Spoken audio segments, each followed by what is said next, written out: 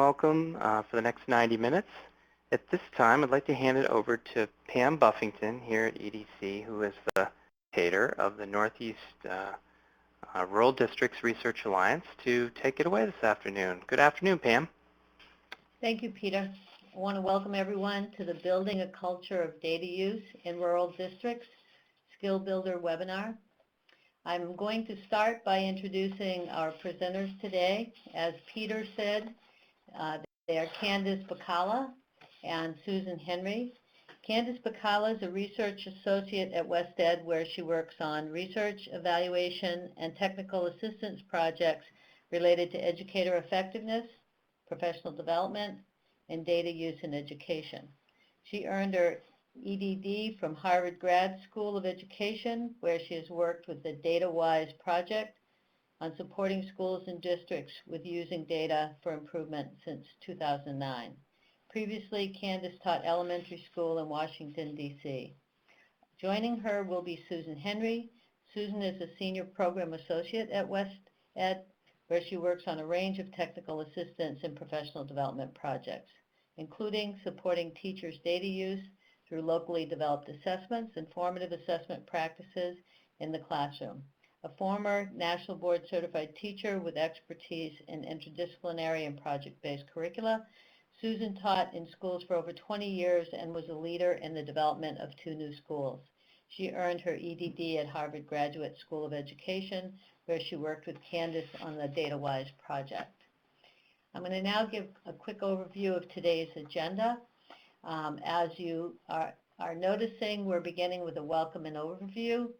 Then we will kick into the Culture of Data Use framework, where we will go over elements 1 and 2. Then we will move to a vignette, specifically around a rural high-poverty K-12 district. We will then move into element 3 and 4. Then that will be followed by a vignette, high-achieving K-8 rural school, and then finally element 5, which is leading a culture of data use, closing and reflection. Before I hand this over to Candace, I just want to reinforce what Peter said multiple times. Please add questions to the chat. Both Angela and I will be monitoring the chat, and there'll be opportunities for us to pause and ask questions. If you find you have a question in any one of these sections of the agenda, ask them and we can pause before moving on to answer those questions. So thank you very much. And Candace, I'm handing it over to you. Thank you so much, Pam. This is Candace Bocala, and I'd like to remind you that this workshop, this webinar, is built on a brand new toolkit that you can download for free. It's a publicly available resource that was developed by our colleagues Nancy Gerzon and Sarah Guckenberg, and it was recently published by the Institute of Education Sciences. This toolkit is not specific to rural schools, but the 2 examples that we'll be presenting today are from real rural schools and districts that the authors have worked with. And those example vignettes are presented in the toolkit in addition to others from urban and suburban schools so that you could use them in your context. The toolkit also outlines how you might facilitate this workshop in your own settings, and it comes with a facilitator's guide. Today for the webinar, our guiding questions are going to be, what does the research tell us about effective district and school data practices? What do schools and districts with an effective culture of data use do? What does it look like? And what is the role of district and school level guidance to support systemic change in data use practices? And finally, which of these practices can be applied in your own setting to either deepen or extend your current practice? So as we go through the content today, we'd like you to keep these questions in mind. And more specifically, our goals for this afternoon are to help our participants understand how a framework can help leaders in rural districts develop more effective practices, policies, and guidelines that will enhance your culture of data use over time. We're going to spend most of our time digging into the 5 elements that are based from research, but also based from examples of, as I said, real schools and districts, and to consider possible strategies to strengthen each of those 5 elements. So our aim in today's session is to focus on a strategic approach to data use for improved teaching and learning. So with that in mind, we'd like you to consider a few questions. What is effective data use? What do we mean by culture? And when these two terms are put together, what's the definition of a culture of data use? These two definitions here of data literacy both reflect effective data use to support teaching and learning.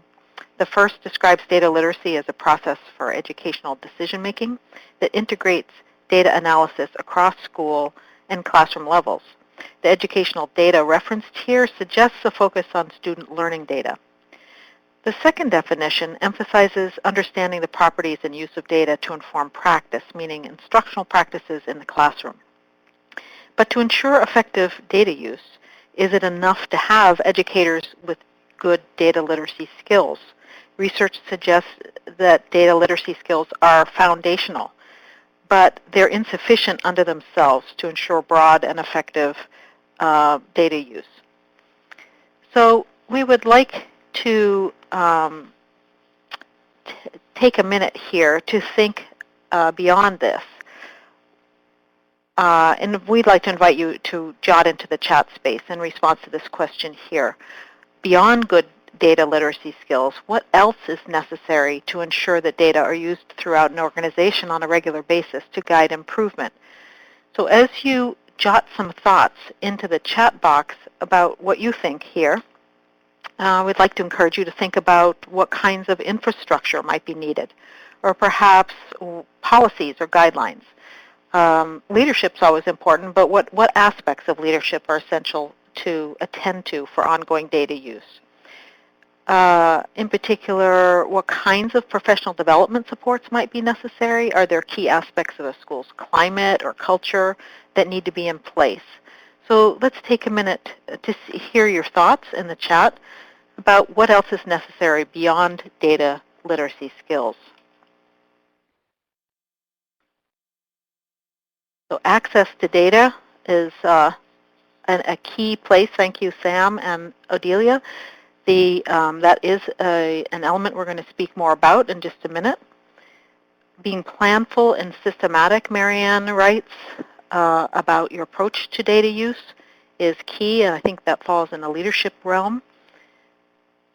Leadership being broadly defined. So there's other references here to the role of leadership in this work. Data specialists. And having a unified vision, again, this is often led by the leadership in a district, and we'll talk about some of that. Understanding the limitations of any given data set, that's a really important piece. That is related to data literacy and sometimes to assessment literacy. And establishing regular routines for data cycles, data use, which we talk about in another webinar, actually another resource, which Candace will reference in a little while. And the quality of the data matter too, making sure that you can draw valid inferences from the data sets that you have. So please continue to share your thoughts as we move on. You're identifying many of the contributors to a culture of data use as described in the framework we're about to present. But what do we really mean by culture? Well, culture is so pervasive that it becomes what some people call just the way we do business, or here what Jeffrey Wayman describes as the way things are done when nobody's looking. In applying Jeffrey Wayman's definition of culture to thinking about what makes a culture of data use, a few things come to mind. So in a context of data use, culture implies that data use takes place throughout an organization at all levels in a way that's part of how business gets done. In the context of data use, you could say that culture refers to organizational perceptions, beliefs, values, and practices related to data use. And the data use practices are not seen as sort of another thing that's layered on to many other responsibilities, but instead it's seen as an essential integrated tool to getting the daily work of teaching and learning done well. So in these ways, a culture of data use implies that there is more in place than just data literacy skills. This workshop is going to look closely at just what is in place in schools and districts with effective cultures of data use, so you can think more about how to establish and deepen these cultures in your own local context. So this definition of the culture of data use provided by Dave Ronca and his colleagues starts to unpack several aspects of culture that contribute to broad and embedded data use for improvement. And that will ground the rest of our work today during this session. As I read a more complete version of this definition, I'd like to invite you again to jot into the chat box any key words here that really align well with your own ideas of a culture of data use. So Dave Ronca and his colleagues write that a strong data culture results when an organization believes in continuous improvement and regularly puts that belief into practice. Schools and districts that have strong data cultures emphasize collaboration as a keystone for success, and they empower teachers and administrators to make decisions for which they will be held accountable. Elements of a strong data culture include commitment from all stakeholder groups to make better use of data, a clearly articulated vision for data use, which is something someone just mentioned in the chat, beliefs about the efficacy of teaching and the value of data in improving teaching and learning, accountability for results coupled with empowering teachers to make instructional changes, a culture of collaboration at all levels and across all levels, modeling of data use by school and district leaders, and commitment to making ongoing instructional and programmatic improvements. Some of the words that you noted here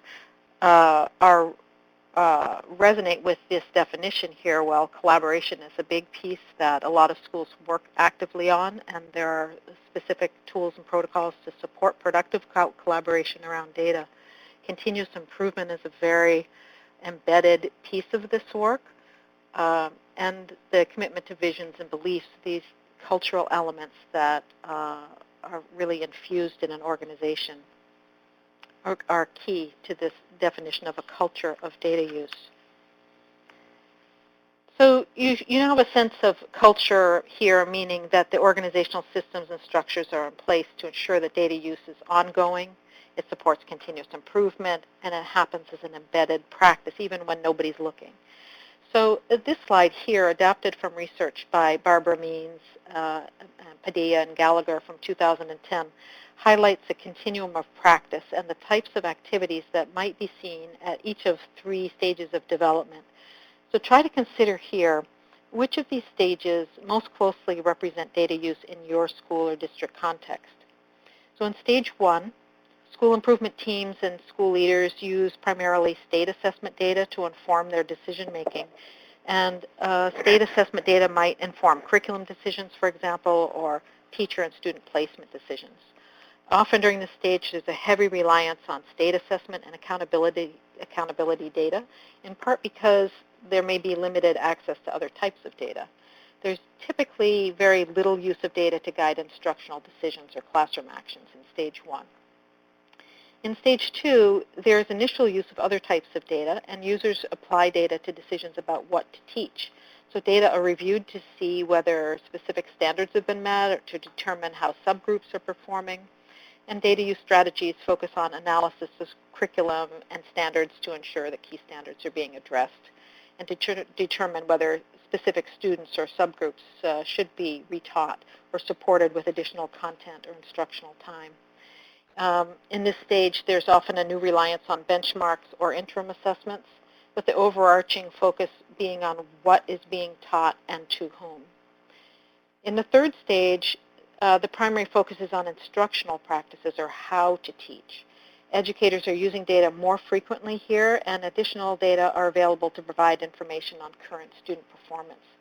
Data analysis strategies are focused on looking at assessment data to determine which instructional actions benefited which students, and the most and on exploring ways to link this analysis to deliberate improvements to instruction. There's also increasing focus on more formative types of classroom data, which are seen as a tool to support daily shifts in teaching and learning. So what happens at the next stage, after stage 3? In stage 4, teachers use student achievement data formatively to understand what students know and can do through daily embedded classroom assessments. So stage 4 work involves daily focus on evidence of student learning, especially data on what students know and what they need to address in the next steps of instruction. the data analysis skills from stages 1, 2, and 3 are evident in stage 4, but they're increasingly focused on understanding the evidence and making real-time instructional adjustments to better meet students' learning needs. So in particular, stage 4 requires a data-using culture. Back in 2009, the Data Quality Campaign pointed out that the shift from compliance-based data use over to a student-focused culture of data use involves a much greater focus on supporting people rather than just things. Therefore, support from from district and school leaders becomes increasingly important to help educators make this kind of a shift. So we'd like to move to a poll now and ask you to reflect for a moment. In the poll, would you please indicate which one of these stages most closely represents your district's or school's current data use? Let's just see where most of you might place your own schools along this continuum.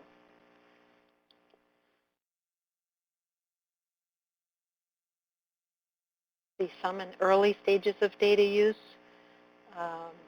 The bulk so far falling into stage 2, where they're attending to what to teach and to whom, but that perhaps are not pursuing formative uses of data so clearly, or linking data actively to instruction, which we know from the research is a very hard bridge to cross, moving from making sense of the data to actually making changes in your instruction.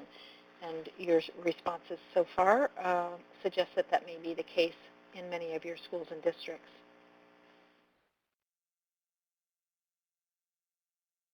Okay, thank you.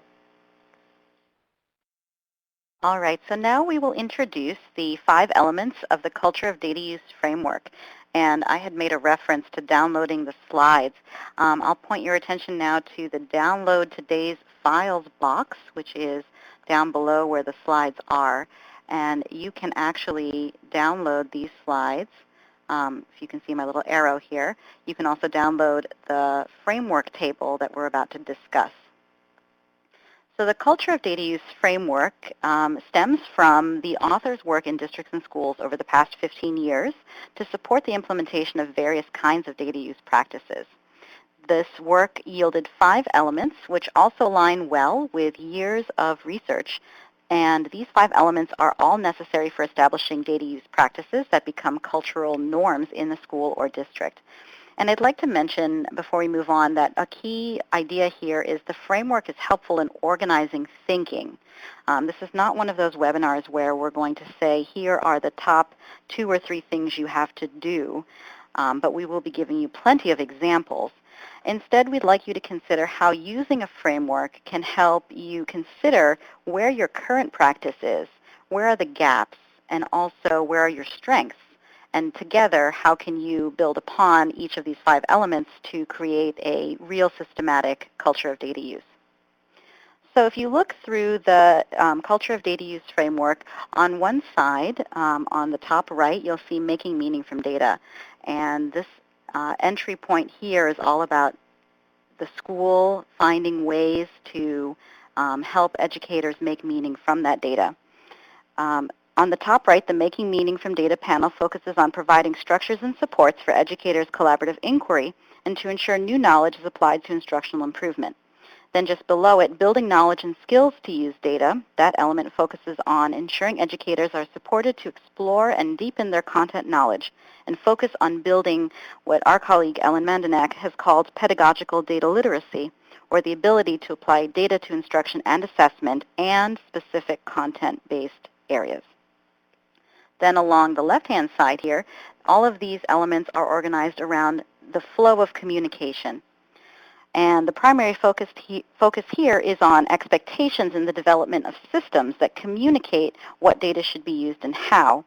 The top left panel, which is called Ensuring Access to Data, focuses on the importance of establishing systems to provide access to usable data, which was an element that folks raised in the beginning chat about what else is necessary in addition to data use. Several people said access. And then just below that, clarifying expectations for data use relates to communicating clear and consistent messages about how data use work supports improvement and builds education capacity over time. And those messages need to come from key players, key stakeholders in the system. So that leads us to our last element, which is down at the bottom, leading a culture of data use. This is the foundation. Leadership that ensures access to resources and empowers and conveys data use expectations really sets the stage for the other 4 elements to take place. And that's why leading a culture of data use is at the bottom of the framework. So this is a simple version of our framework, and you have as a handout that you can download a more elaborated version of the definitions of each of these elements. And if you download the Culture of Data Use Toolkit, you will also find these tables reproduced in that toolkit with a lot more detail. After outlining that initial set of 5 elements, the authors of this toolkit reviewed 60 research studies that were related to these factors to try to distill some key points that all districts and schools that have a supportive data using culture have in place. And this subsequent framework is the basis for your handout. And you'll notice it's intentionally neutral in relation to any specific intervention that is designed to improve the data culture. It doesn't say you should use this program or you should follow these 5 steps in this order. And that's really because there's no specific process or sequence that shows us the right way to develop a culture of data use, which is why this work is so complex. And we really don't have enough knowledge from research about which data use interventions under what circumstances are the most effective, but we do have some promising practices that we can combine when you incorporate all 5 of these elements, and that is based in research. What's key to understanding here is that all 5 elements are necessary, and we're going to be sharing some examples during the webinar to help you consider some strategies that will relate to each element. But as I mentioned, we'd like you to think about where in your practice or in the schools that you work with do you have strengths in each of these elements, and where would you like to start your next work. So for the next part of the time here, we're going to go through the framework systematically. And for each framework element, we're going to consider what do we know from the research about this element, and what are some practical, real-life suggestions for tools and guidance that we can share with you. And as I mentioned at several points, we're going to share examples of what these elements look like in 2 real rural schools that we don't give them a name, but they are out there in the world. And we also want to take a moment to acknowledge that data use in rural districts takes place within a very particular context, but we know that that context can vary. So we're interested in hearing from you what elements you think are important in rural districts. But we've heard from your pre-survey and from talking to some members of the Rural Alliance that rural districts have the following challenges. They may have limited resources for building comprehensive data systems, those large-scale data dashboards or ways that educators can get access to data. There may be limited resources for those kinds of systems. We also heard that educators in these districts wear multiple hats. Somebody is the administrator for more than one school, or they might be a classroom teacher and a data coach and the director of something else at the district. We've heard a lot about limitations due to numbers, single class sizes, single classes per grade level, or small class sizes. And so that means even smaller numbers of students in subgroups of interest, such as students with disabilities or English language learners. And it can be hard to draw inferences when there are such small numbers of students who make up the population that you're interested in. So those are some conditions that set the stage for thinking about how each of these elements operates in a rural setting. And we'd like to hear now from you, what other conditions do rural schools and districts commonly encounter that you know of from your work? And we'll take a moment and bring up the chat so that we can hear from you.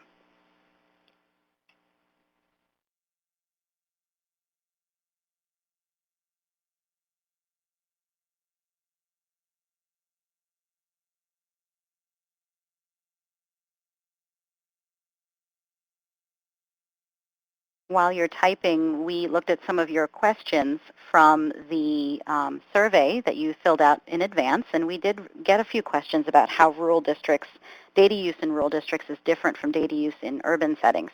And I wouldn't say that the elements, the key elements of the framework are different, or that many of the practices are different. It's just how you utilize the resources at hand. So a few people have typed in now that with the many responsibilities, people wearing multiple hats, you might have lack of time because it's hard to convene a team together when they have schedules that don't overlap.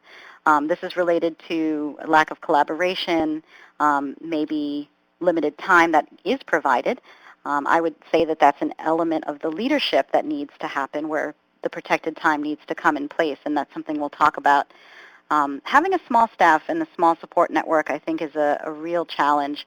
Hopefully with webinars and other means of virtual professional learning these days, we can start to broaden that out. The issues of isolation, I think, are echoed. And then going back, so it seems like there's an issue related to collaboration, but then there's also an issue related to time for that collaboration, and how do we make that happen within a school. So we'll talk a little bit about that as we present the examples from the rural districts and how they solved some of these problems. And we'd also like you to think about, when you hear these vignettes, are these solutions applicable? Could we also try them? What about those examples might work for our schools? Feel free to continue entering those conditions in rural schools. We're interested in hearing more from you about those contexts. In the meantime, we'll continue on to think about the first element in the culture of data use framework, which is about ensuring access. Ensuring access to data.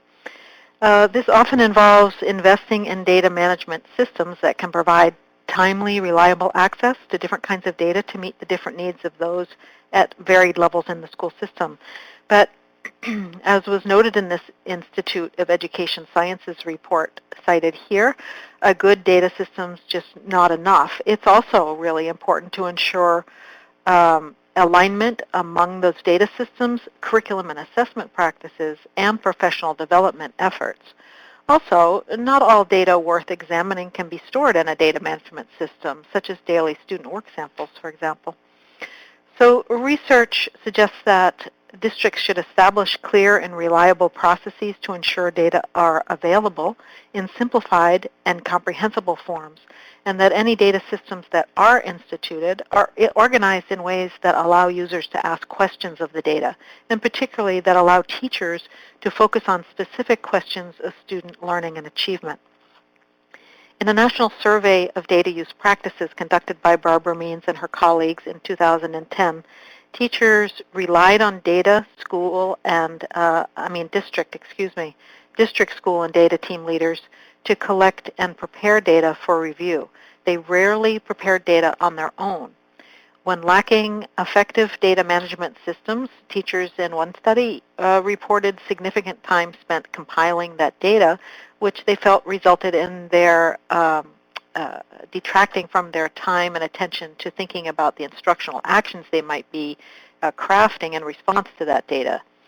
So a key element that increases the likelihood that data will be used for improvement is making data easily usable by those closest to instruction. In a 2010 study of urban school leadership with results that could just as well be applied to rural schools, principals in many schools used the district's data system only as a starting point, but they moved on to create their own within-school data systems to provide continuous feedback on student learning to teachers and teacher leaders. This frame of having both district and school-level data systems addresses the ideal of having differentiated access to data based on the needs of users at different levels in the system. It's important to emphasize that much of the data at your disposal is not likely to be housed in a central data management system, especially in rural schools where there may be fewer resources to institute and manage some large comprehensive data warehouse. Leaders will want to consider the full range of data that can inform programmatic and instructional decisions. So this pyramid, which is from the Data Coach's Guide by Nancy Love and her colleagues, shows that it's important to consider multiple sources of data to inform educators' understandings of students' learning. Most of the data that teams should be examining is represented toward the bottom of this pyramid, the broadest base, which includes item-level analyses and close examination of students' classroom work. In particular, studies have suggested that when this student work shows evidence of students thinking rather than just multiple choice kinds of responses, teachers gain a window to how students are understanding the concepts they're trying to teach, and they're more likely to actually change their instruction as a result. So while studies indicate that data management systems are important to support access to data throughout a district, these systems may well include within-school systems developed within schools that meet the specific needs of educators in that school, as well as accompanying processes and guidance for teacher teams to examine and track evidence of student learning based on classroom-level data. There are a number of types of guidance that can be introduced to your districts to help to ensure broad access to relevant data for programmatic or instructional decisions. This sample data inventory, this was adapted from Kathy Boudette, Liz City, and Dick Murnane's book, DataWise, provides a structured approach for not only compiling information about the varied types of data sources currently being used in schools in the district, but also it prompts consideration of how data are currently being used and how these data might be used more effectively. Other strategies to support access to data might involve establishing structures to encourage a strong bottom-up information flow from the school to the central office so that the central office personnel can provide data reports that really address the school's questions. In addition, these central office staff can move beyond just charts and numbers to preparing clear visual representations of the data, usually clearly labeled and colored graphs, for example, that can help educators begin to identify and grapple with the student learning story behind the numbers. And finally, district and school leaders can identify or advocate for personnel to support data functions, such as data entry or clerical support staff that might be shared across schools, which we'll hear about in an upcoming vignette.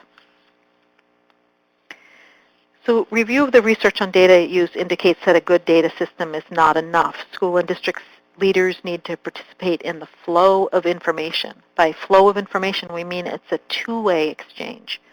In a 2012 study of central office processes related to district data use, researchers found that the role of the central office is to support both top-down and bottom-up data use.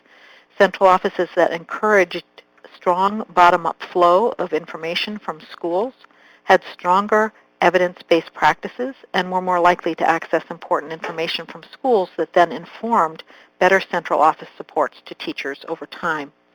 Remember, if we think back to the continuum and the stages of data use for improvement of practice, this means that district leaders need to create systems or predictable processes that support the timely and reliable reporting of short-cycle student assessment data.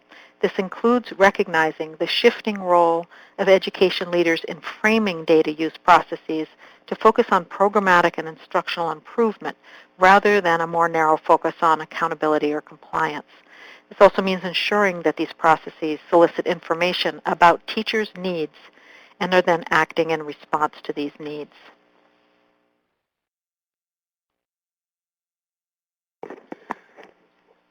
So we had a question as you were talking, Sue, about that pyramid, and I'd actually just like to quickly answer that out loud, although I answered it in the chat.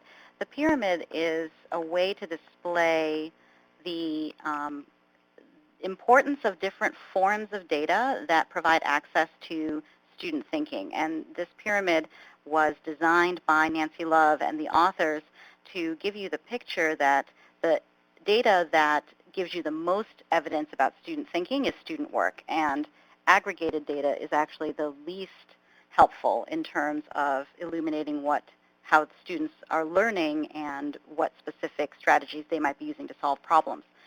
So that's why this pyramid was designed. And the question came in about, isn't it also important to collect data on the teacher's instructional actions? and we absolutely believe that is true.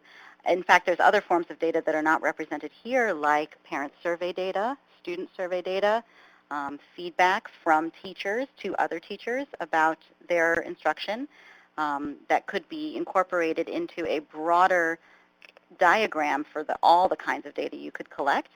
And I would absolutely say if you collect student learning data, you could also collect instructional data to show the flip side of a coin. If the student learning looks one way, if the outcomes look one way, what was the instruction that led to that outcome? So you would need some evidence about that in order to have a good conversation with the teacher. But that was a good question that came in through the chat. And so we're going to move on through the rest of the framework onto element 2. And element 2 is about clarifying expectations, which is one of those elements of culture that we often don't think about, but when it's missing, you can definitely have a gap in trying to support data use. This is an emphasis on communication. Multiple studies point to recommendations for districts to establish a clear vision for data use, with some recommending that this vision include a written plan that even articulates activities, roles, and responsibilities of all the data users in the system. Setting expectations at the district level is an important role for central office leaders. Research suggests that establishing consistent data use practices that are used at the principal and school levels appears to support more focused data use practice by teachers. So central office administrators play an informal role in disseminating understandings based on the development of positive and trusting relational networks within the district. And we also know that multiple studies, that this idea of relational trust within schools is an important prerequisite for data use. And the ways that principals and teacher leaders communicate and model clear expectations builds relational trust, and especially builds teachers' comfort and willingness to engage in data use practices. It's also important to note that expectations are communicated by principals and teacher leaders in multiple ways. So one example could be a schedule change that promotes time for teacher reflection and dialogue. For example, to help them address data-driven inquiry and improvement. Those schedule changes indicate that those kinds of inquiries have value and will be supported through structured and protected time. So many of you pointed out in your chat earlier that a drawback or a common element where rural districts lack is this structured and protected time. And I don't think that's common only in rural districts. I think that's an issue we struggle with in education broadly. So as you think about what could be done differently, do you have a way to document all of these expectations that are coming out about data use? And do you provide the schedules and structured time in order for those meetings to take place? One example that we'd like to present here is what the authors called the School Data Review. So if you take a look, you can see just the heading rows here and the examples of the kinds of elements you would write inside the columns, although it's kind of hard to read, and we understand that. And if you download the toolkit, you can see this review in its entirety.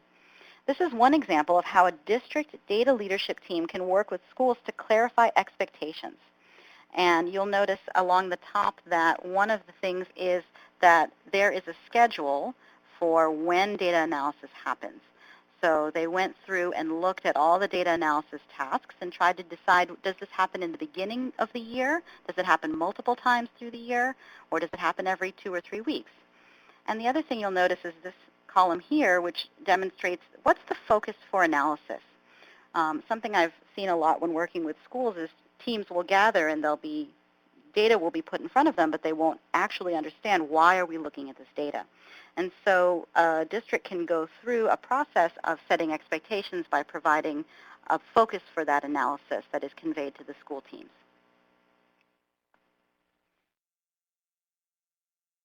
So just a quick moment while we point out here some other examples of data use practices that support clarifying expectations, and then we're going to ask you what some effective strategies you have used in your settings.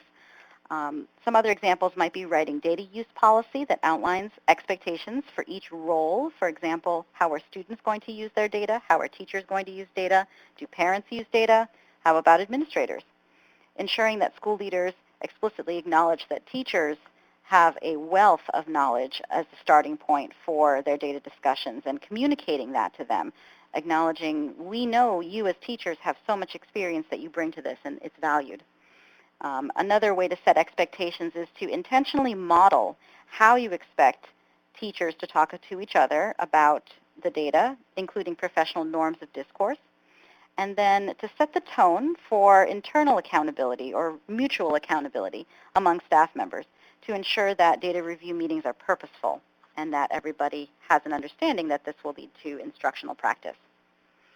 So, after hearing a couple of different strategies that we've learned about from our research and practice, what are some strategies you have used in your role? And here we'd love to hear you introduce yourself a little bit by prefacing your comment with what role you have. So if you are a teacher, go ahead and write teacher and then a colon and then write your idea. So as you think about your work, have you encountered effective strategies that clarify data use expectations? Do you have role descriptions, for example, for what a data team is supposed to do and what the roles are on that data team?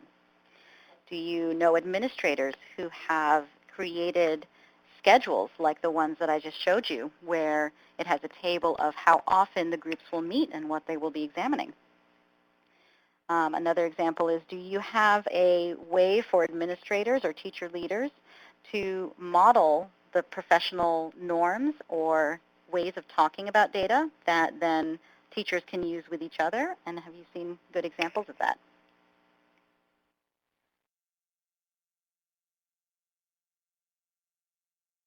And don't forget to tell us what your role is so we can try to put you in your appropriate category. So we have a comment here from Leslie, who's a former math and data specialist. And the example is incorporating data collection and analysis into a formal RTI design review protocol. So that's great. The example of having a formal RTI protocol sets the expectation that this is the way we're going to be using data within our response to intervention or RTI process. And then somebody had mentioned that they see expectations set through the use of protocols in general. We'll spend some time in a moment talking about the value of protocols because that's a good example. An example from a regional support consultant, Marianne, is about data playbooks. I think that's a really interesting idea, Marianne. If you want to put more detail in, I'd love to hear about it. What would go into a data playbook? And then Alyssa, literacy coach, has a formal PLC meeting every other week, and they have agendas. So agendas are good ways to set expectations.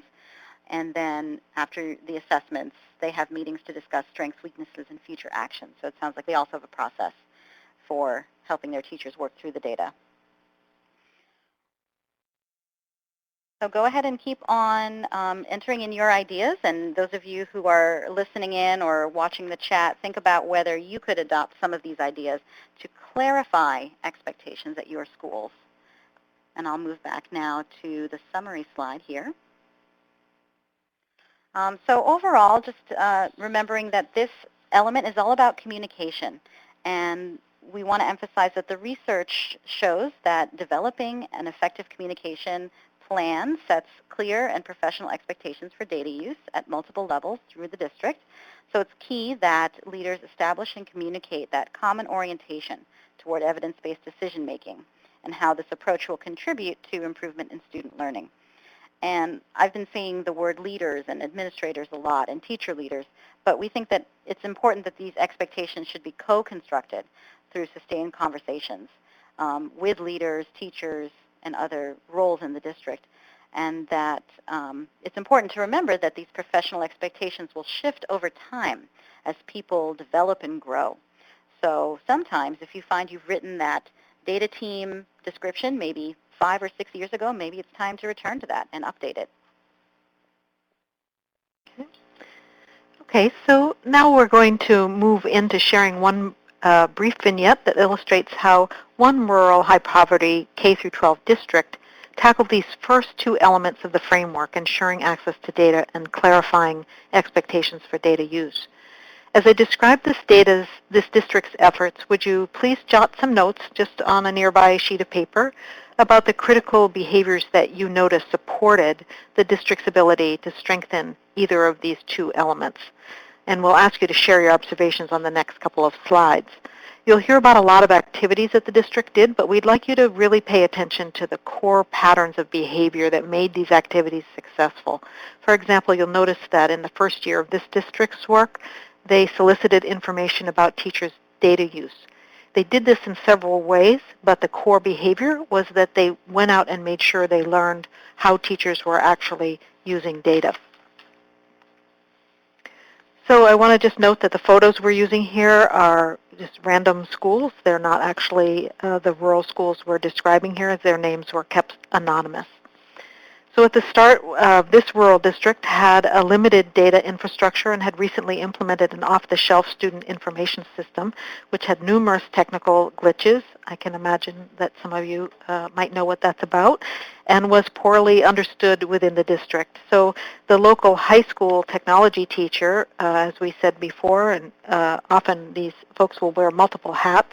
In this district, the local high school technology teacher served as the district's technology director as well. And he knew a lot about software, but he knew quite little about infrastructure. The district had one K-8 literacy coach who traveled across 3 schools, but otherwise they had no data coaches and had limited financial resources. So when a new district superintendent arrived, she recognized that data use practices were extremely limited at both the district office and at the classroom level. So early on, she established a district data leadership team whose role was to prepare data for review, develop visual data displays, and serve as the lead learners who would learn about key data use practices and then disseminate these throughout the district. The membership of the leadership team included a district technology coordinator, the district curriculum coordinator, the district K-8 literacy coach, 2 lead teachers from each school, 2 principals, and 2 guidance counselors. In its first year, the team focused on learning about data use practices in the schools. To build their own knowledge base, the whole team attended 2 summer trainings run by the State Department of Education, one on using data in schools, based on the book, The Data Coach's Guide, which we mentioned earlier, and the other on database dialogue, based on Bruce Wellman and Laura Lipton's book, DataDriven Dialogue, A Facilitator's Guide to Collaborative Inquiry. The team then committed to meeting monthly throughout the school year to accomplish and discuss results on the following tasks. They met with all the teachers in the district by meeting with grade level teams in each school, and they discussed their current data use practices. They developed an assessment map documenting current assessments in use at each grade level and school, and created an assessment inventory of available data for program and curricular review. They researched how high-performing schools use data, and then researched data management systems to replace or complement their current student information system. They learned how to analyze commonly used data in preparation for teaching teachers, how they might streamline their analyses. They analyzed issues and prepared a report on data collection and data quality in the district, and made recommendations to the superintendent and school board related to new technology and staffing to support database practices. They prepared the state assessment data reports. They created teacher focus groups to give feedback to the district data leadership team in particular, twice during the year. And they worked with school leaders to establish data use role expectations for the principals, and then sent principals to a 5-day summer institute on how to lead data use.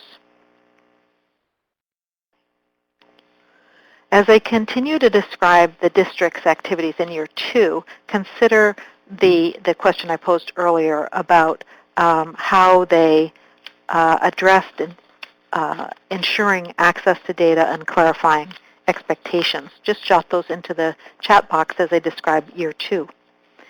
So in year 2, the district data leadership team's efforts grew out of their learning and research from the first year of work.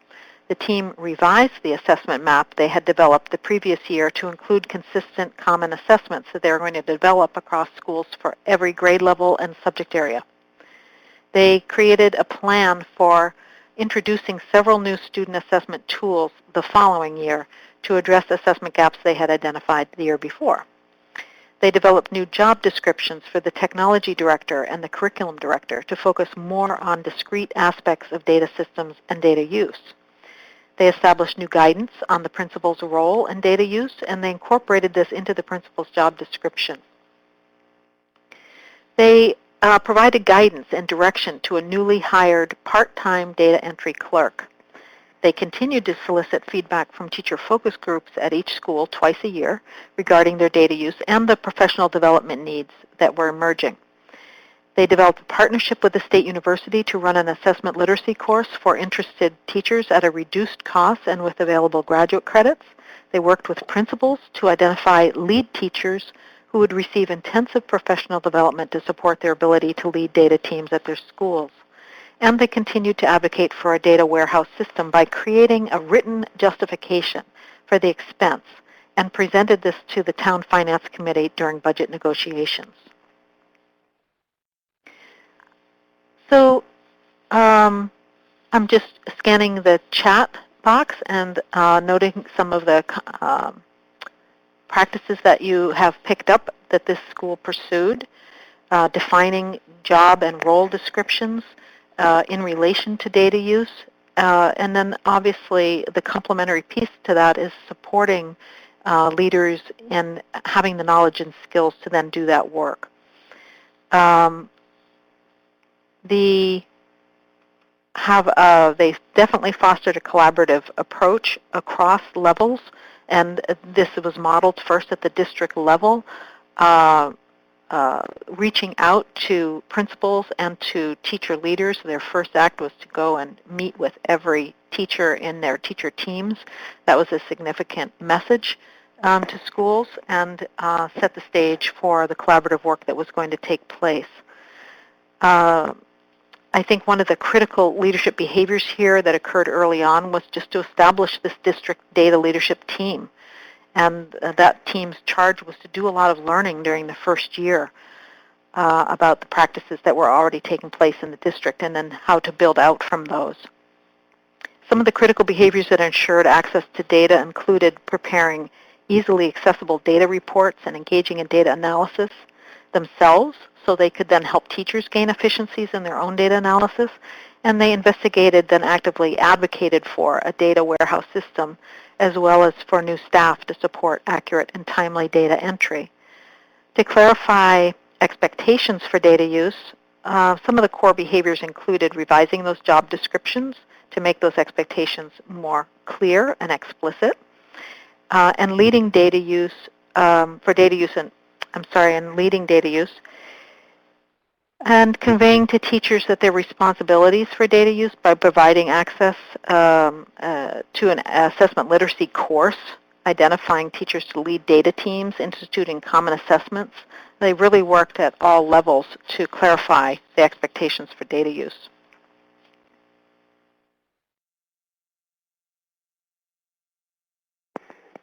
Okay, so we're going to move on to the third element, which is related to making meaning from data. And the third and fourth elements provide easy entry points for schools because they focus squarely on teachers' use of data for instructional decision-making. Research has shown that there is value to collaborative inquiry-based teams. And if teams use a collective structured process that involves asking meaningful questions about student learning, analyzing increasingly nuanced data to understand more about student progress, and develop, implement, and learn from the results of instructional responses, then they are more likely to make a difference in student achievement and also teacher learning. Teams can be structured in various ways, and so we'd like to note here that they can be both subject area and grade level teams, which is more common in terms of how educational teams are structured, where data analysis is focused on common expectations among teachers who teach all the same grade level or the same content. But teams can also be structured as vertical or cross-subject area teams.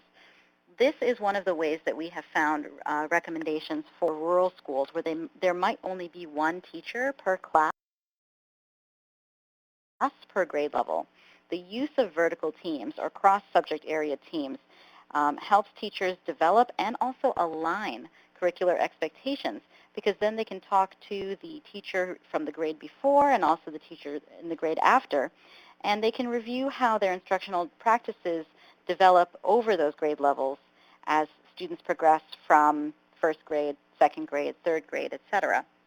So one of the recommendations that we found for a rural or a small school is to encourage vertical or cross-subject teaming. But when teams meet together, it's also important to give them some way or support to make meaning from the data. One of the best ways we found to do this is to provide guidance in terms of protocols and templates. And we are both very big fans of protocols and templates, and this is one of our favorites. It comes from Nancy Love's Data Coach's Guide as well. It's called DataDriven Dialogue, and it comes originally from Wellman and Lipton, but was adapted by Nancy Love as an example of a clearly structured approach to engaging a team and building their understanding from student learning data. So when teams meet together, they need to have a purpose and structure. And using a protocol provides them with that structure by beginning with the process of predicting what they think they will see, which surfaces their prior knowledge and assumptions, and moves to looking at a visual display. And the recommendation here is either they should be provided a visual display or have some time to create one themselves. This helps people make sense of the data instead of looking at tables or charts that are filled with numbers. This invites broader engagement with the data and also helps the team members identify patterns and an emerging story in the data. Then team members are asked to generate observations from the data, including what they notice and what patterns they're starting to see. And then finally, the fourth phase is about generating inferences and raising questions that may or may not be answered by the data and starting to draw conclusions. But it's important to observe that the structure of this protocol, and probably several others that you might have used, starts with the observation phase where you point out what you see before you draw your conclusions. And it's very explicit about the order so that teachers can build a shared meaning and norms of safety and trust. And they'll learn that when they notice or observe something about the data, it is not based solely on a team member's assumptions or interpretations, but actually they're learning a habit, a culture of looking at what they see. Some other examples to help educators with making meaning from data include finding ways to facilitate building level discussions of their own progress. So what are some key areas of focus that we've been following over time? We have to support the idea that educators must make meaning of multiple forms of evidence. So not only that standardized testing data, but also student work. So we need opportunities for them to bring together multiple forms of data. Somebody mentioned earlier in the chat the idea of the power of the intersections among data sources. And another idea is to create and lead data retreats, maybe full professional development sessions when you do have the time, in order to maximize the amount of time that teachers spend together. So those were some examples of guidance that we've read about and heard about from the research and our own practice. But we'd also like to point you to a resource that we developed here at the REL Northeastern Islands, which is the counterpart to this workshop that you're engaging in right now. This is the Practitioner Data Use in Schools Workshop Toolkit. And the idea for the toolkit is it's a free resource. You can download it from this link. It contains a facilitator guide and handouts. And the objective of this workshop is to help teams of practitioners engage in a data inquiry cycle. So it provides suggestions about protocols, handouts, and tools for each step of the cycle. And there is also a self-paced online version of the workshop that you can follow along, and it's a good way to introduce the data inquiry process to staff. So in summary, you'll notice that this element is all about providing opportunities for people to examine, interpret, and raise questions about data. Leaders who are able to support their educators in this phase create structures like teams and supports from coaches or peers who serve as resources. They make the data work visible. For example, they might post it, posting findings in data walls or data rooms, and then they set aside whole school time, but not just at the beginning of the year, not just when your standardized testing data comes in from last year and we have a whole school meeting, not just once, but at multiple times through the year where you can engage as a school in conversations about how your students are doing.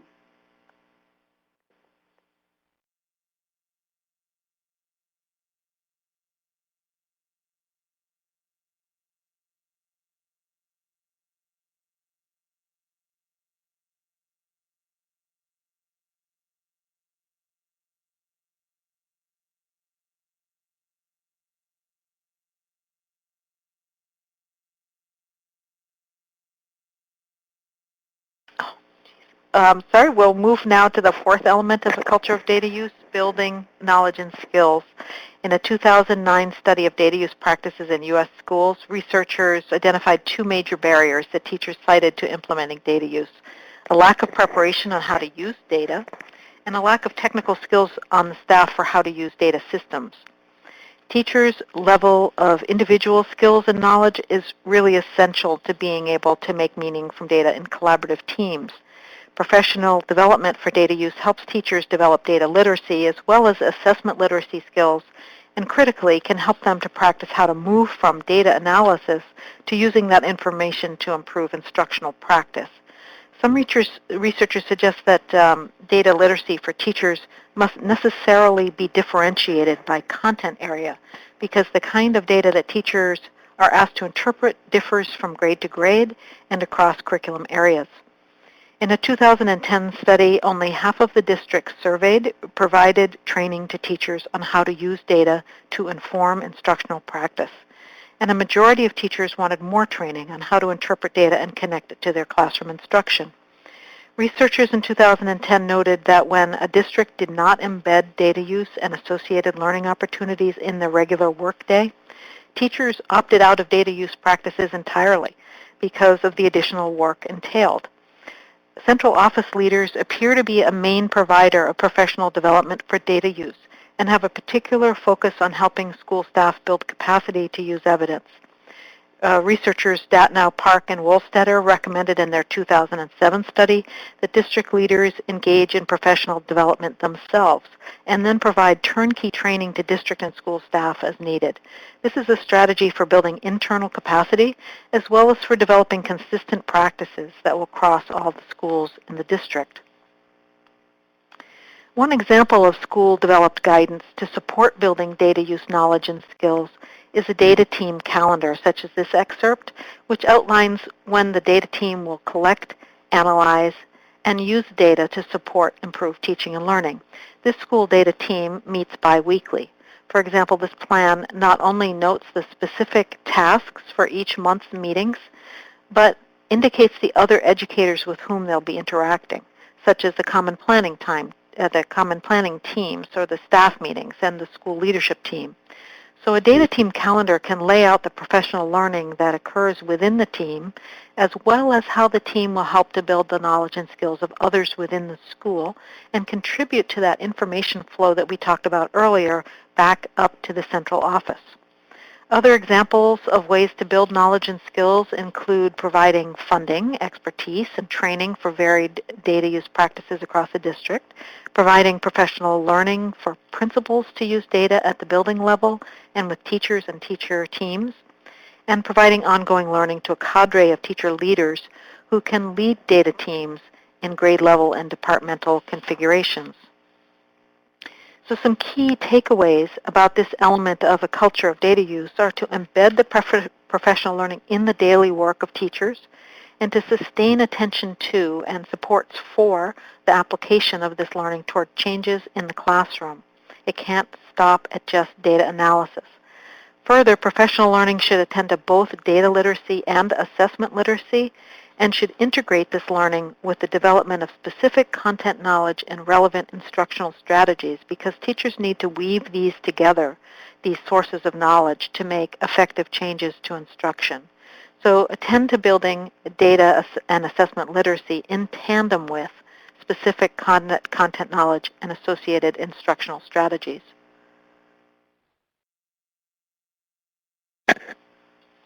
Okay, we're going to move on to the last vignette about our rural school. And as we do that, we'd like you to think about the two elements we just covered. So the school-based entry points for building a culture of data use are making meaning from data and building knowledge and skills.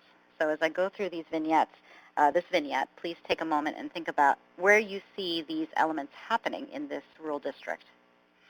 So this is a high-achieving K-8 rural school, and it came to the attention of the author because they were doing such good work and had fairly positive achievement results for their students.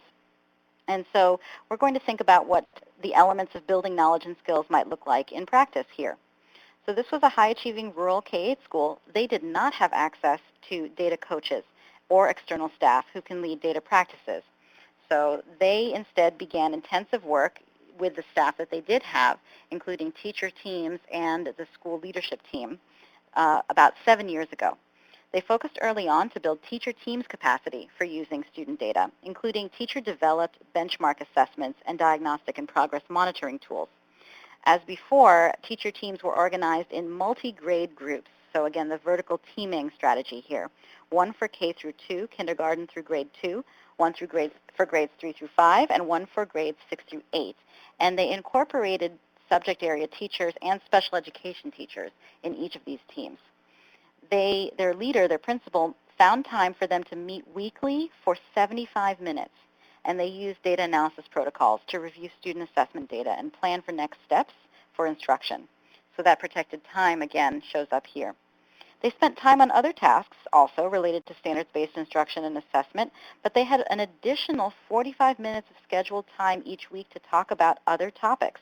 So that 75 minutes a week was solely for the purpose of engaging in data inquiry and instructional planning. There was also a school leadership team made up of one person from each of the teacher teams, plus the school principal, to conduct a school review, a close review of the large-scale accountability data that the school was using at the time, and then identifying areas where the entire school could improve. So again, this idea of setting expectations and providing areas of focus and purpose for why we're looking at the data. The school and the principal set annual performance goals related to one or two of those high leverage areas of focus, and some examples of those goals included improving students' academic vocabulary, having teachers develop clear learning objectives, and providing useful feedback to students from each of their assessments. And the principal played a key role in articulating the vision for professional learning at this school and how these goals were going to translate into the work that the principal was doing in school-wide walkthroughs. And the principal created a data collection and observation tool that was used in these walkthroughs, and teachers received feedback on their progress against the goals. And one of the things we do know from the research is the importance of clear and actionable feedback really helps people see what it is they need to do differently. The other things that this school did were to adjust their professional development strategy over time. So the school leadership team pursued various professional learning experiences to strengthen their knowledge and skills, and we see a progression of professional development work that the school pursued over 6 to 7 years of coordinated learning. So that's another key takeaway. When you start this work, don't give up after a year. Keep going. See how it develops. And so some of the things to notice are that the school started off with building their school leadership team's knowledge and then had them share with the staff, where the school leadership team facilitated protocols with teachers and distributed responsibility for facilitating those meetings. But they also involved teachers early on in identifying those areas of focus. As they moved forward in 2009 and 10, the school leadership team then became more interested in helping develop effective benchmark assessments, and teachers participated in conversations about vertical alignment, and they learned about root cause analysis. And then finally, you'll see in the third year, they were really interested in formative assessment and the use of feedback to students. So somebody in this webinar entered in a question that asked about the importance of formative assessment for rural schools. So this district in particular took the idea of formative data very seriously, and they tried to help teachers use peer and self-assessment strategies. So we're going to have you just think about the critical behaviors that you noticed here instead of entering them in for discussion at the end.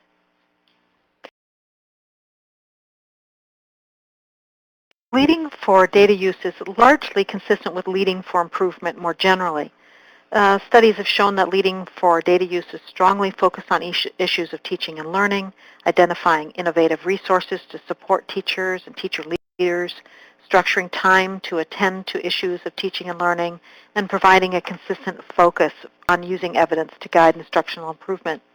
Schools with a high level of data use show more effective practices to support teachers with data use, including ensuring and protecting time for collaborative team meetings, modeling those data use practices with faculty, and tapping the expertise that resides and is growing within the faculty. For example, in 2009, researchers found that using teacher leaders as facilitators during inquiry-based team meetings opened the door for coaches, content experts, and principals to actually take on more informal leadership roles in these meetings. When principals then support teams in sharing their developing strategies for data analysis, it can lead to more effective evidence-based team practices across the school. Looking beyond the school, research also indicates that central office leaders play an important role in developing a culture of data use. They can frame key messages, provide resources and supports for school-wide data use implementation. They can convene cross-school groups to streamline data use practices, and they can develop strategies to build capacity for data use over time. A central focus of those in the central office is to support principals to use data themselves. Studies have shown that if the central office implements models in which principals are held accountable to use data, there's an overall positive impact on the principal's use and comfort with data, which positions them to lead data use more effectively in their schools. And remember that leadership for data use is not a one-way street, nor is it only top-down.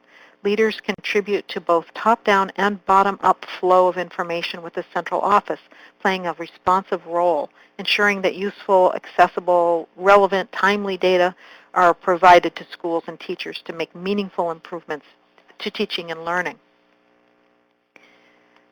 The development of this plan here for the first-year implementation of a rural middle school data team was supported initially by an outside consultant, but then was overseen by school leaders, including the data team members themselves, who led all of the embedded professional learning and faculty presentations. Notice the specificity of this plan, which states the primary goal of the team and the core activities and focus points for the data team. In addition, the plan describes 4 data-focused engagements that would take place with common planning teams during the year. These were designed to help teachers learn how to analyze and use different types of evidence of student learning. So other examples of leading a culture of data use might include typically many supports for principals, such as addressing principal leadership in a structured way to build both knowledge of data use and knowledge of leading data use, requiring principals to use data and holding them accountable for doing so over time, and facilitating opportunities for principals to tune or calibrate their data use practices to build consistency and coherence across schools. Facilitating partnerships between principals and their school and teacher leaders is also important to collaboratively construct data use guidance at the school level and plan relevant professional learning.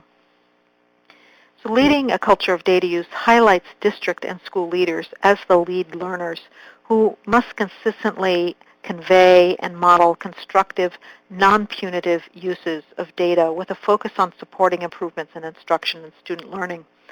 Their key role is to establish safe and supportive conditions for data use, while also building in accountability for the application of developing knowledge and skills toward a continuous improvement across classrooms. So to do this, they must attend strategically to all other elements of the culture of data use framework, ensuring access to data, clarifying expectations for data use, making meaning from data, and building knowledge and skills for data use.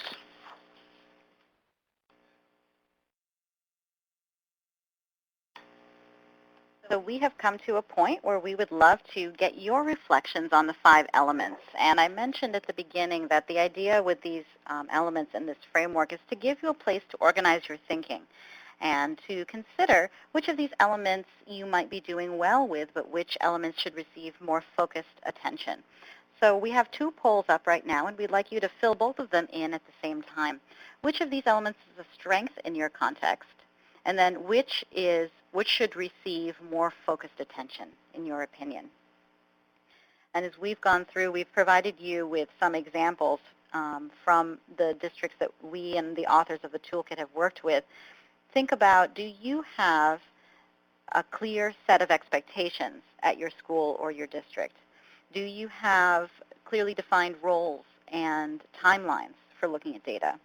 when teacher teams or data leadership teams meet together, do they have protocols, agendas, and a structured way to organize their thinking?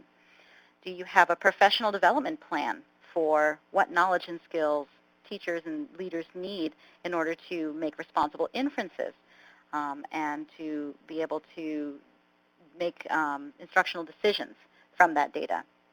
And is there a way to get access to the data that you need, understanding that sometimes access does not always mean access to standardized testing data, but access to data that teachers have and are generating every single day from their classrooms? Student work, formative assessment data, student homework, classroom conversations maybe, written documents of what has happened in classrooms. That data teachers have access to already, and it is the kind of data that we don't pay attention to enough, but gives us probably the most information about what our students are learning. So looking at the poll here, it looks like most people find that they have strengths in making meaning from data, which is a really interesting element to choose. That's the one about protocols and discussion prompts and organizing collaborative work. I'm really heartened by that. I'm really hopeful that the word has gotten out there that collaborative inquiry-based learning is the way to go. It does seem like, in terms of which element should receive more focused attention, this issue of leadership seems to be coming up. Having a set of leaders in the building who can maybe do some of those things like provide protected time or establish those role expectations or create calendars for data use across an academic year. Those might be some things to consider. How can you strengthen that practice? So we'll move on now and go to another kind of reflection question,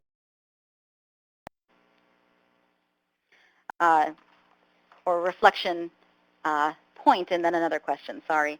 So in terms of parting thoughts, we'd like to offer that this whole idea of the framework is all about system integration, that when you decide to create a culture of data use, you really need coordination. And the authors of the toolkit actually emphasize that it's not about starting in the right place, because you can really start in any one of the 5 elements. But they recommend that if you have a foundation of leadership to drive the work, you will get the furthest in terms of leaders setting the conditions and expectations for the other 4 elements. But you really need to attend to all 5 elements at all levels of the system, from the central office down to the principal and the administrative team at the schools, to the teachers and the related service and support providers, in order to really get that culture that functions as data use being integrated when nobody is looking. It's just the way that we do business. And also, we'd like to remind you that data use expectations should change over time. This is really a developmental activity.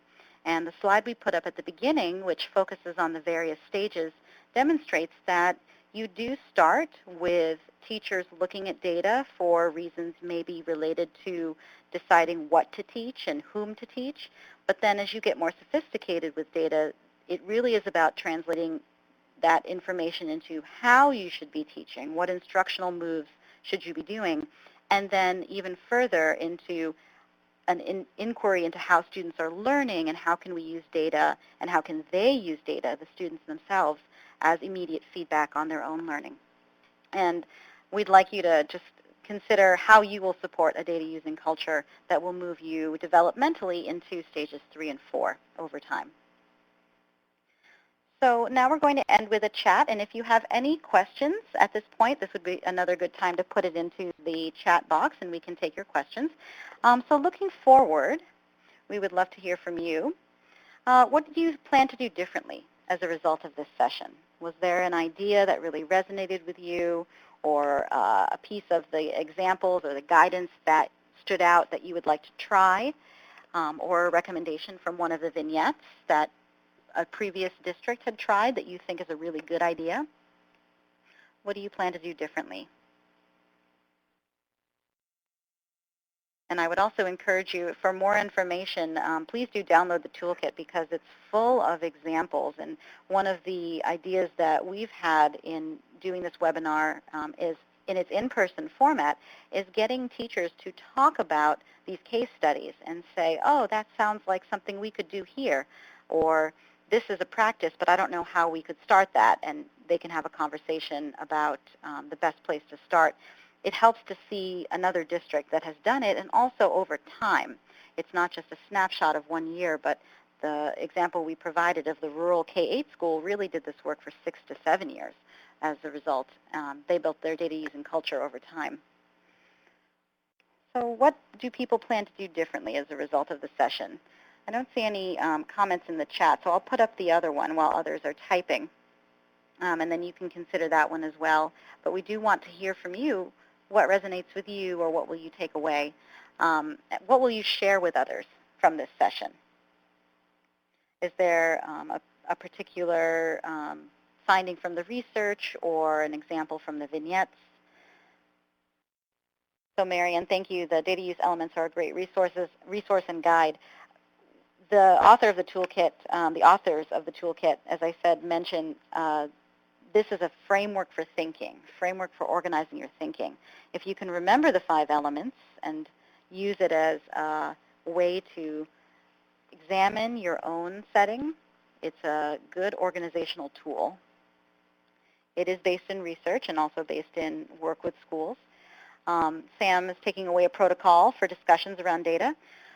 Sam, we do love those protocols. DataDriven Dialogue is one of our favorite protocols, and you can find several other resources for that if you download the Practitioner guide that I had mentioned earlier.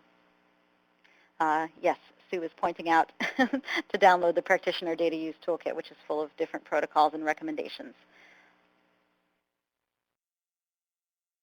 Thanks, Jamie. Jamie's going to be sharing the toolkit and the framework at a data system meeting. That is fantastic. That is a good place for the work to start. Jamie, I'm not sure who is at your data system meetings. That could be really interesting, given our focus on setting expectations and distributing roles for data use. So if you want to type that in, I would love to hear about that. Jacinda says, I'd like to meet with my principal to inquire about setting aside specific time to have data discussions. Absolutely. I think it's hard without discussing with your school administrators about changes in schedules. This is a perfect time of year to start talking about changes in schedules for next year. And we know that many of you don't have that much time left in this academic year, but if you start those conversations now, you can have a master schedule for next year that provides that protected time. Beryl mentions sharing data elements is also good to share with the accountability department.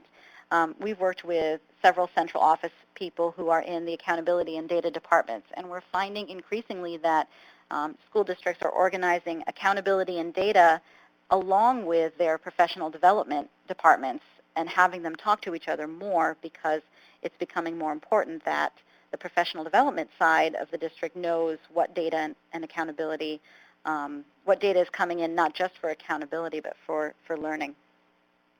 Sam is asking, any resources specifically for independent schools? I don't think any come to mind for me. If anybody out there in the world knows of one, feel free to put that in. I would also go back to saying the culture of data use framework comes from research across several schools and is really about those elements of culture that are really not specific to any setting. So it's a good question, though.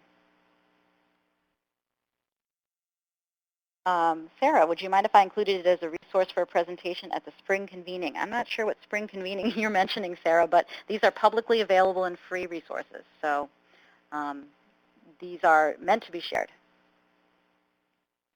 Any questions that have come up for others in addition to these chat questions that I put here on the screen? Other questions that might have come up for you as you were listening in? Marianne earlier had said we are looking for other ideas about data activities.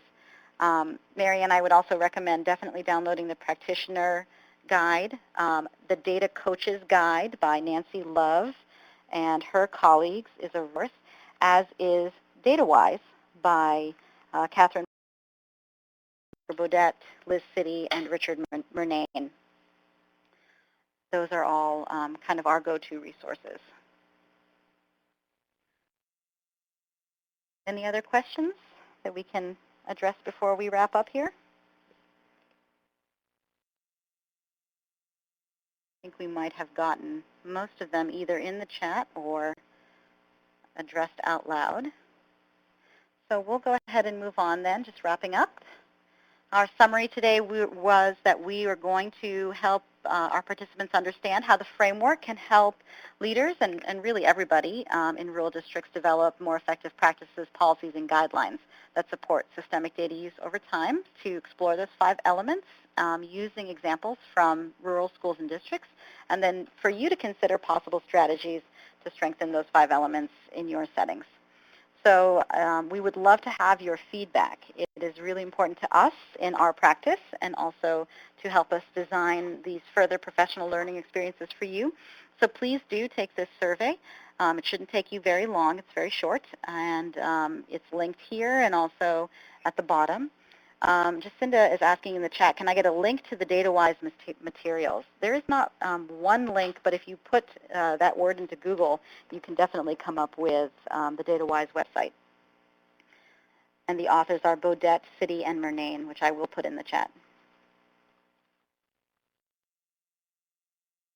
So please do take the survey, give us some feedback about what you thought, and thank you so much for your attention, your engagement in the chat, your great ideas, and your helping us understand your context.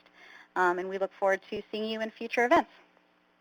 If you need to email us, our contact information is here at the end. On behalf of